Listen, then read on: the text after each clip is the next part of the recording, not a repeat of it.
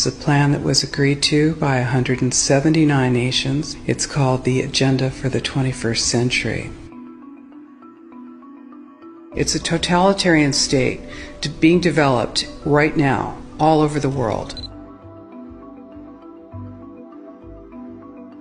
It is the inventory and control plan. Inventory and control of all land, all water, all minerals, all plants, all animals, all construction, all means of production, all food, all energy, all information, and all human beings in the world. And this is a plan that was agreed to by 179 nations back in 1992.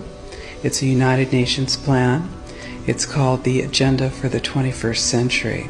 And so many of us around the world think that, well, sustainable development, it just sounds so great.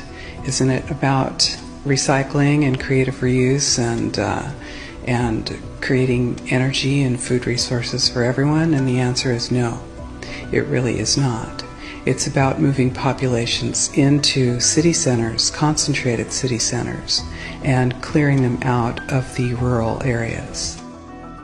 All systems have to be brought into harmony in order to control them all. Because when systems don't meet, when they're out of balance or not in sync with one another, they can't be controlled centrally. And the goal of Agenda 21 is one world government and total control from a central unit. Every nation that signed on to Agenda 21 has its local Agenda 21 plan. People in the United States are completely unaware of this. If I go out and talk about this, the United States press attacks me and calls me, which is totally ridiculous. It is but it's not a theory. It's a fact.